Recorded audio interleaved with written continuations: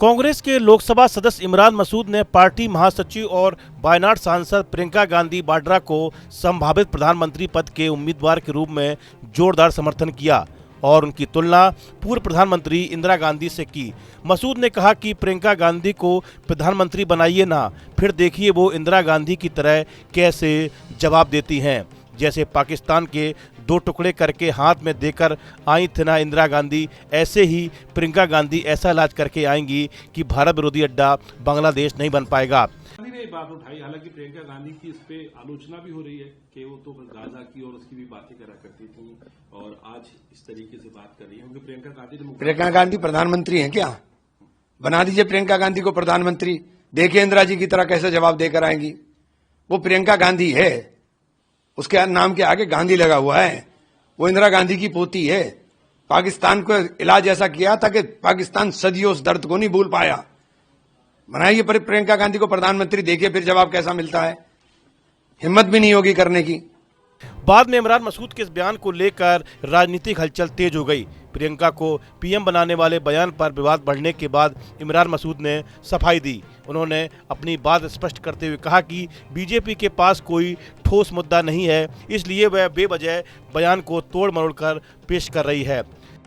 बांग्लादेश में जिस तरह की हिंसा की तस्वीरें सामने आ रही हैं वो काफी भयावह है, लेकिन भारत में इसको लेकर के लगातार राजनीति हो रही है। अलग अलग जगहों पर प्रदर्शन भी हो रहे हैं जो हिंदुओं के खिलाफ लगातार जिस तरह से बांग्लादेश में हिंसा हुई है उसके खिलाफ है। लेकिन इमरान मसूद साहब का बयान सामने आया जिसमें उन्होंने कहा कि प्रियंका गांधी को अगर बाकायदा प्रधानमंत्री बना दिया जाए फिर आप देखिए क्या होता है। मसूद साहब हमारे साथ में इस समय मौजूद हैं, क्या आपने कहा है और क्यों कहा है? मुझसे तो ये सवाल किया था कि बीजेपी के नेता कह रहे हैं कि प्रियंका जी ने ये कहा, प्रियंका जी ने ये कहा, तो मैंने कहा भाई प्रियंका जी प्रधानमंत्री तो है नहीं, प्रियंका जी को प्रधानमंत्री बना दो, फिर जवाब देखना कि इंदिरा जी की तर्ज में कैसे जवाब देंगी, फिर पता चलेगा क्या होता है। अब आपकी तरह थोड़ी आप यहाँ नारेबाजी कर रहे हो, यहाँ नारेबाजी करने से क्या हो रहा भाई? वहाँ आग के गोले में उन हिंदुओं को जलने के लिए तुमने छोड़ दिया। सरकार तुम बताते हो हिंदुओं के दम पे चलती है, तो सरकार कर क्या रही है? सरकार तो कुछ नहीं कर रही। सरकार कोई सख्त एक्शन ऐसा ले जिससे कम से कम बांग्लादेश के अंदर इस बात का भय व्याप्त हो के साहब हम भारत सरकार जो है हमारे खिलाफ ये कर सकती है। आप तो कुछ नहीं कर रहे। आपको क्या लगता है क्या हो सकता है, क्या सरकार कर सकती है जो नहीं कर रही? कूटनीतिक दबाव बना सकते हैं, सारे रास्ते बंद कर सकते हैं। बांग्लादेश को तो सांस भी नहीं आएगा हमारे बिना, सांस भी नहीं आएगा हमारे बिना। आप बांग्लादेश को देखिए, मैं आज कह रहा हूं इतिहास माफ नहीं करेगा, बहुत बड़ी बात आपके चैनल पे कह रहा हूं, याद रखिएगा। अगर यही रहा हाल तो बांग्लादेश भारत विरोधी अड्डा बनता जा रहा है। भारत की सुरक्षा के लिए, भारत की संप्रभुता के लिए बेइंतहा जरूरी है कि बांग्लादेश के अंदर शांति और अमन कायम होना चाहिए। और बांग्लादेश में ये जो फासिस्टवादी लोगों का नंगा नाच चल रहा है, ये फासिस्टवादी लोगों का नंगा नाच बंद होना चाहिए। इसके लिए भारत सरकार जो सख्त कदम उठा सकती है अपने देश के लिए भी, सिर्फ वहां के वरन बांग्लादेश के हिंदुओं के लिए नहीं, अपने देश के लिए भी, ये हमारे देश के लिए भी जरूरी है। लेकिन आपने कहा कि प्रियंका गांधी को प्रधानमंत्री बना दीजिए फिर आप देखिए क्या होता है, तो वो क्या करेंगी? वो क्या करेंगी? वो इंदिरा गांधी की पोती है, वो करेंगी जो दुनिया देखेगी, वो करेंगी। वो इंदिरा गांधी की पोती है, उनके अंदर इंदिरा गांधी की झलक है। वो इंदिरा गांधी की तरह करेंगी जैसा इंदिरा जी ने किया था। लेकिन प्रधानमंत्री के तौर पर तो प्रोजेक्ट अभी राहुल गांधी को किया जाता है, आपने राहुल गांधी का नाम नहीं लिया। अरे वो उस परिप्रेक्ष्य में सवाल था। राहुल गांधी और प्रियंका गांधी दोनों पोता पोती हैं, दोनों आंखें हैं इंदिरा गांधी की, उनके अंदर इंदिरा गांधी का अक्स है। मतलब दोनों एक ही हैं आप ये कह रहे हैं, चाहे वो प्रधानमंत्री के तौर पर राहुल गांधी ही क्यों ना हो, चाहे फिर प्रियंका गांधी ही क्यों ना हो। देखिए राहुल जी में और प्रियंका जी में दोनों में एक फर्क है। प्रियंका जी अपनी दादी के ऊपर हैं और राहुल जी पंडित जवाहरलाल नेहरू और राजीव गांधी का पूरा मिक्सचर है। बहुत विजनरी टेक्नोलॉजी के उसमें और बहुत लंबी सोच और दूरंदेशी व्यक्ति है। और राहुल जी का, मोदी जी कुछ नहीं है। देखिए मोदी जी बेचारे क्या हैं, मोदी जी को अब तक समझ में नहीं आया कि आपने अर्थव्यवस्था का बेड़ा गर्क कर दिया। मोदी जी तो जो एक टीम है उनकी वो पढ़ा देती है, वो पढ़ लेते हैं, वरना बताइए देश को कहाँ खड़ा कर दिया। उत्पादन आधारित अर्थव्यवस्था थी, घुसपैठियों को बाहर निकाल दिया उन्होंने। तमाम घुसपैठियों को बाहर निकाल दिया, वेस्ट बंगाल से तमाम घुसपैठी बाहर चले गए, मतलब जो बांग्लादेशी घुसपैठी थे वो बाहर निकल गए। कहाँ गए भाई? कहाँ गए भाई? वो कह रहे हैं वापस जा रहे हैं, बॉर्डर से निकल रहे हैं। कहाँ गए? अरे बॉर्डर से हिंदू तो अंदर आ नहीं रहे, मुसलमान भाग गए। कैसी बात कर रहे हैं भाई?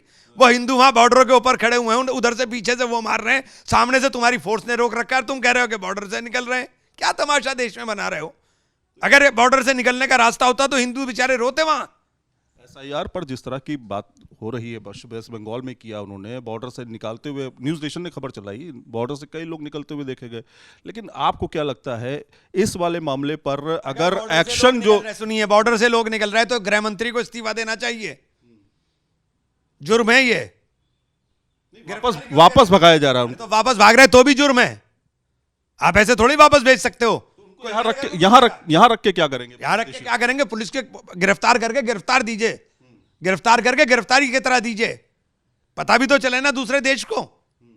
आप तमाशा क्यों बना रहे हो भाई? लेकिन जो action plan of action Modi ji ने लिया है बांग्लादेश को लेकर के, तमाम तरह की बयानबाजी की जा रही, प्रदर्शन की जा रही है, आपको लगता है ये सफिशिएंट नहीं? वीर हैं बयानवीर, बयान देते रहिए। वो बेचारे हिंदू जल रहे हैं वहां, उनको टुकड़ों टुकड़ों किया जा रहा है, आप बयान देते रहिए। यहां प्रदर्शन कर रहे हैं भाई, यहां तो हम हैं, यहां क्या प्रदर्शन कर रहे हैं? सरकार को जगाइए, सरकार आपके हाथ में है, ताकत आपके हाथ में है।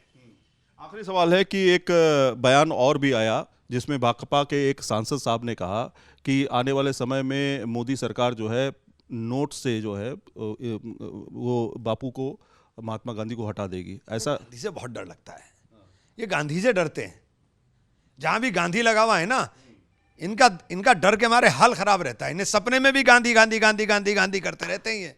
इन्हें इतना डर लगता है, राहुल गांधी, प्रियंका गांधी, सोनिया गांधी, राजीव गांधी, इन्हें इतना डर लगता है, इंदिरा गांधी, ये डरते रहते हैं। तो नोट से हटा सकते हैं क्या आपको लगता है? ये कहीं से भी हटा सकते हैं भाई, अभी तो ये सत्ता में, कहीं से भी हटा दें, कहीं से भी हटा देंगे। तो कुल मिलाकर के अब देखिए, इस तरह से लगातार बयानबाजी चल रही है। अब इस बयानबाजी का क्या मतलब आने वाले समय में निकलेगा, वो साफ तौर पे दिखाई देगा।